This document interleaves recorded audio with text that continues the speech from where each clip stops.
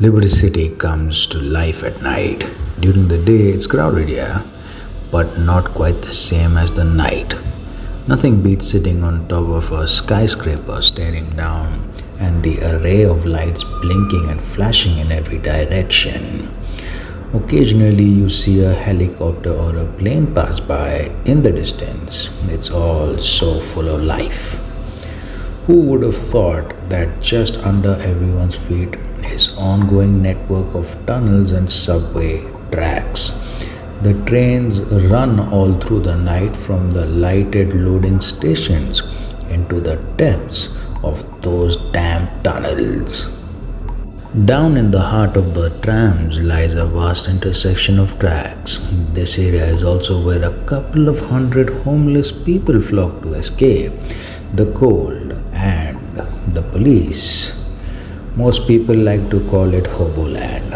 While I've not been down there myself, I've heard stories from people that have. A couple accidents happened which caused the train to shut down right on the tracks.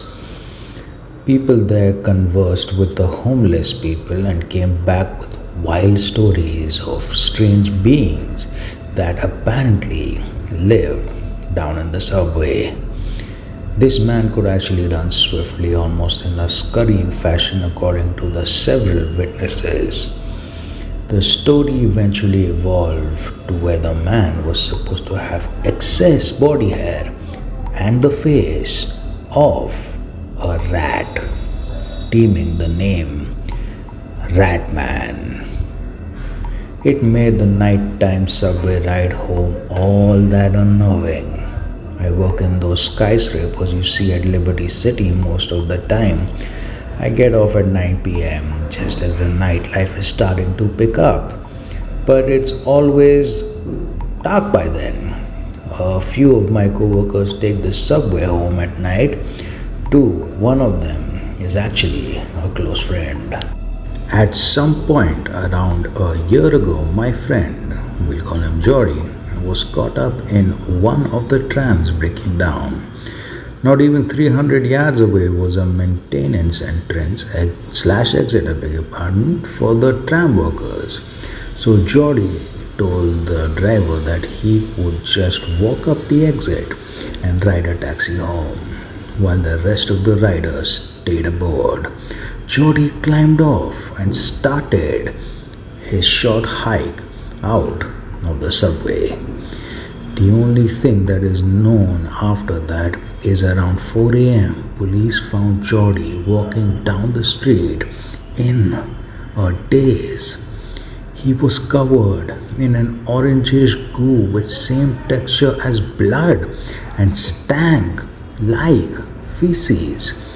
It took a couple of weeks for Jody to even respond, and once he did, he still had no memory of what happened between approximately 10:30 p.m. and 4 a.m. when he was found.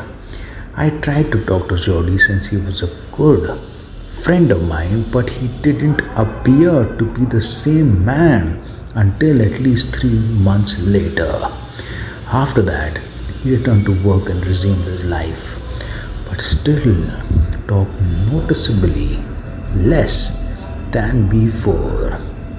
One day he and I were alone on lunch hour and he started to speak again. It was like the first time I had actually seen him speak more than a couple of words since the incident. He said, "I saw the rat man staring at his glass." "You saw what?" I asked, thinking he was still delusional. "Actually, I fought him," Jody said. "He came running at me, and before I knew it, I was being clawed up. It was mainly just scratches, but just the way he moved, it was so fast." Jody shuddered. "I managed to land one good hit on him and dug my thumbs in his eyes before he started emitting this orange colored blood. That was what really got me. The smell was unbearable." I wasn't sure how to react.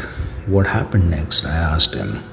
He ran off after I got his eye, but I'm certain he didn't die. Jordy said, avoiding eye contact, he's still out there somewhere and I have to finish him off. After that, Jordy became obsessed with this figure living in the subways. He'd often stay up all night riding the trams back and forth, hoping that it would break down. Other times, Jordy would actually take the extreme step. The extreme step of climbing down onto the tracks and following alongside of them into the darkness, armed with a camera and a knife. He snapped pictures of anything that looked suspicious. I only saw Jordy a handful of times after he became so fixated on the rat man. Once I visited his apartment. It was absolutely littered with newspaper clippings, sketches, printed articles, and alleged pictures, all of which supported the cryptid living in the subway. They dangled from his ceiling and covered the floors, walls, and even his bed. Jordy himself looked horrible as well. He rarely showered or shaved anymore, so he stank along with the apartment.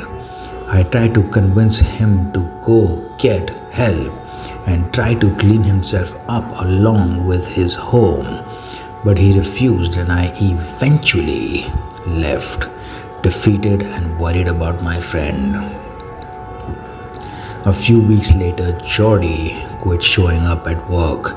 It was just like that. No notice, no excuse, just complete absence. When my boss tried to phone his house, there was no answer.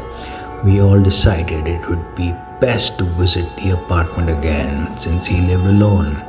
When we approached the apartment complex, there was a large group of police officers surrounding the entrance. Apparently, Jordy had wandered off into the black tunnels of the Underground Railway one night and never returned. A full-scale search was started 3 days after he didn't return to this apartment building. The search team ventured towards the heart of the subway, all the way to flocks of homeless people. When they questioned many of them, a few of the more competent hobos reported seeing a troubled man matching Jordy's description. According to them, the man thought to be Jordy was distraught and nearly sprinting towards one of the tunnels. He was holding a flashlight and had it aimed in the direction he was running. After that, nobody saw him or heard anything else. After 3 more weeks, the search was closed and Jordy was given up for lost. There was never a body recovered, nor any evidence to suggest any fate for my friend. Since then, I've avoided using the subway. I just can't seem to bring myself to see those tunnels again. However, some of my co-workers still take the trams home at night.